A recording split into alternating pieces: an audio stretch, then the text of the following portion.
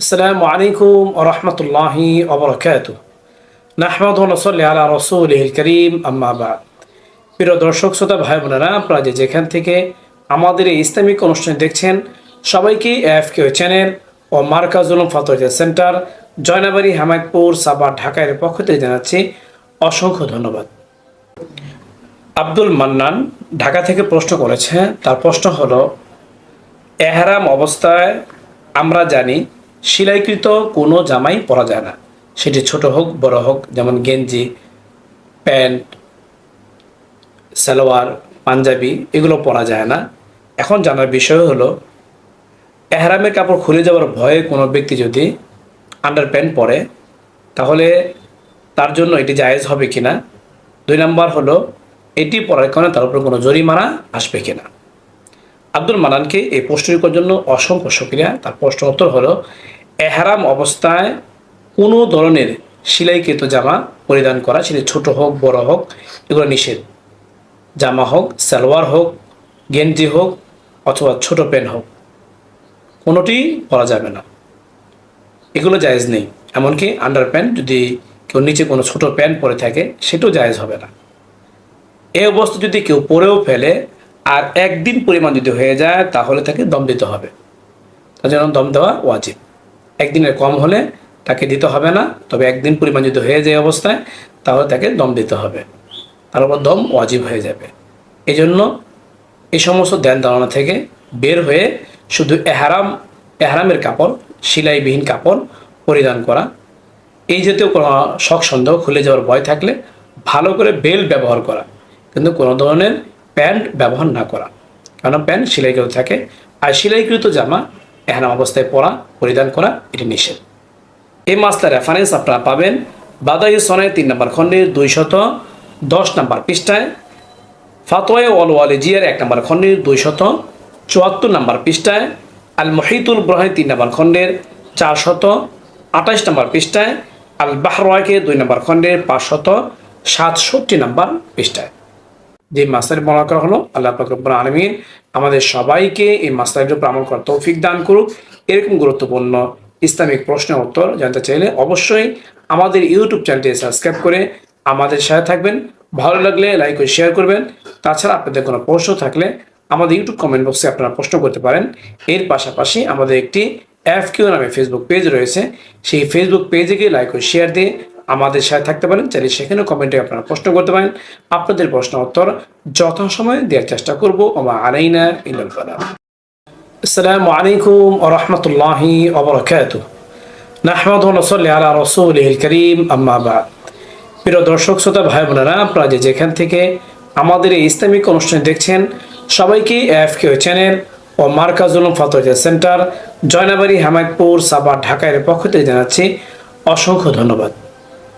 হাসান আহমদ নওগাঁ থেকে প্রশ্ন করেছে। তার প্রশ্ন হলো, কোনো ব্যক্তির কাছে যদি নগদ টাকা পয়সা না থাকে, তবে এই পরিমাণ জমি আছে, যে পরিমাণ জমি তার প্রয়োজনের অতিরিক্ত, তাহলে সেক্ষেত্রে প্রয়োজনের অতিরিক্ত জমি বিক্রি করে হজ আদায় করা এটি ফরজ কিনা, বিষয়টি জানালে অনেক অনেক উপকৃত হব। হাসান আহমদকে এই প্রশ্নটি করার জন্য অসংখ্য ধন্যবাদ। তার প্রশ্ন উত্তর হলো, যদি কোনো ব্যক্তির কাছে নগদ টাকা না থাকে, কিন্তু দেখা যায় তার প্রয়োজন অতিরিক্ত কোনো জমি আছে, যে জমিটি না হলেও তার প্রয়োজন পূরণ হয়ে যাবে, পারিবারিক হোক ব্যক্তিগত হোক, সেই প্রয়োজন সে মিটিয়ে নিতে পারবে। যদি এমন কোনো অতিরিক্ত জমি থাকে, যে জমিটি আবাদ না করলেও তার চলবে, তাহলে সেক্ষেত্রে তার জন্য ওই অতিরিক্ত জমি বিক্রি করে হজ আদায় করা ফরজ। এমনিভাবে প্রয়োজন অতিরিক্ত যদি অন্য কোনো জিনিসও থাকে, যেটি ব্যবহার না করলেও তার চলবে, আর ওইটি বিক্রি করে যদি এ পরিমাণ টাকা হয় যে টাকা দিয়ে হজ করা যায়, সেই ক্ষেত্রে ওই জিনিস, ওই বস্তু বিক্রি করে তার জন্য হজ আদায় করা ফরজ।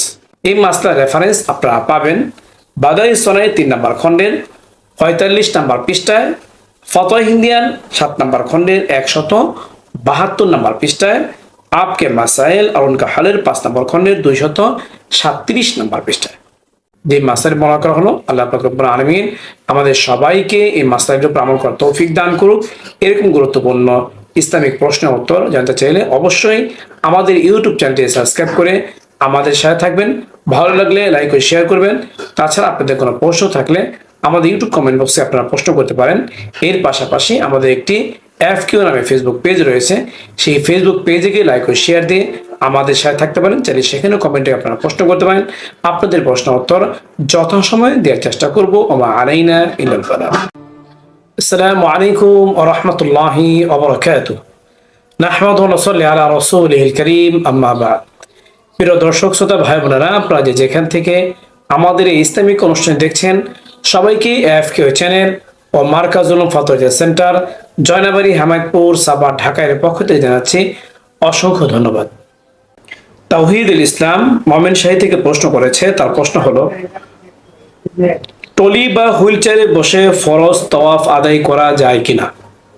কেউ যদি অসুস্থ হয়ে যায় বিশেষ করে, তাহলে সে ব্যক্তি তাওয়াফে জিয়ারত অর্থাৎ ফরজ তাওয়াফ অসুস্থতার কারণে হুইল চেয়ারে বসে অথবা টলিতে করে অথবা খাটে করে, দেখা যায় তাওয়াফের ওখানে অনেক লোক থাকে যারা কিছু টাকার বিনিময়ে তারা কিছু লোককে হুইল চেয়ারে করে অথবা খাটে করে তাওয়াফ করিয়ে থাকে। তাদের মাধ্যমে এই অসুস্থ ব্যক্তি তাওয়াফ করাতে পারবে কিনা, বিষয়টি জানালে অনেক খুশি হব।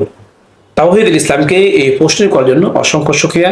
তার প্রশ্ন উত্তর হলো, কোনো ব্যক্তি যদি অসুস্থতার কারণে তাওয়াফে জিয়ারত টলি বা হুইল চেয়ারে অথবা খাটে করে মানুষের কাঁধে করে সে যদি তাওয়াফ করে, তাহলে তার তাওয়াফ আদায় হয়ে যাবে। এছাড়াও তাওয়াফে জিয়ারত করা এটি জরুরি, সেটি যেভাবে হোক না কেন, তবে এটি অসুস্থ ব্যক্তির জন্যই এই প্রযোজ্য। আর যদি অসুস্থ না হয় তাহলে তার জন্য উচিত হচ্ছে হেঁটেই করা। যদি হেঁটে না করে যদি হুইল চেয়ারে বা ইয়ে করে, তাহলে সেটা তার জন্য অনুত্তম হবে, তবে আদায় হয়ে যাবে। তবে চেষ্টা করতে হবে সুস্থ হলে সে যেন হেঁটেই সুন্দর মতো তাওয়াফ করে। আল্লাহর ঘরে তাওয়াফ করাটা, হেঁটে করা, মুজাহাদা হওয়া, সেটি আল্লাহ পাকের পক্ষ থেকে কাম্য, যা আল্লাহর কাছে অনেক পছন্দনীয়। এই জন্য হুইল চেয়ার বা টলি ওই সমস্ত ব্যক্তিরাই করবে যে সমস্ত ব্যক্তিরা অসুস্থ। সুস্থ ব্যক্তিদের না করাটাই উত্তম। যদি কেউ করে তবে তাওয়াফ আদায় হয়ে যাবে, তবে সওয়াবের মধ্যে তাকে কম দেওয়া হবে। আর যে ব্যক্তি অসুস্থ সে চাইলে হুইল চেয়ার অথবা খাটে অথবা কারো কাঁধে অথবা হুইল চেয়ারে অথবা খাটে করে সে তাওয়াফ করতে পারবে, এতে তার জন্য কোনো সমস্যা নেই।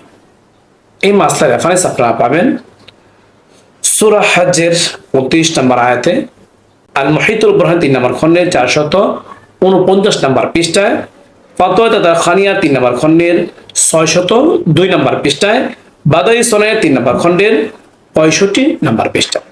যে মাসলার বলা করা হলো, আল্লাহ পাক রব্বুল আলামিন আমাদের সবাইকে এই মাসলার উপর আমল করার তৌফিক দান করুক। এরকম গুরুত্বপূর্ণ ইসলামিক প্রশ্নের উত্তর জানতে চাইলে অবশ্যই আমাদের ইউটিউব চ্যানেলটি সাবস্ক্রাইব করে আমাদের সাথে থাকবেন। ভালো লাগলে লাইক ও শেয়ার করবেন। তাছাড়া আপনাদের কোনো প্রশ্ন থাকলে আমাদের ইউটিউব কমেন্ট বক্সে আপনারা প্রশ্ন করতে পারেন। এর পাশাপাশি আমাদের একটি FQ নামে ফেসবুক পেজ রয়েছে, সেই ফেসবুক পেজে গিয়ে লাইক ও শেয়ার দিয়ে আমাদের সাথে থাকতে পারেন। চাইলে সেখানেও কমেন্টে আপনারা প্রশ্ন করতে পারেন। আপনাদের প্রশ্ন উত্তর যথাসময়ে দেওয়ার চেষ্টা করবো। ওমা আলাইনা ইল্লাল বালাগ।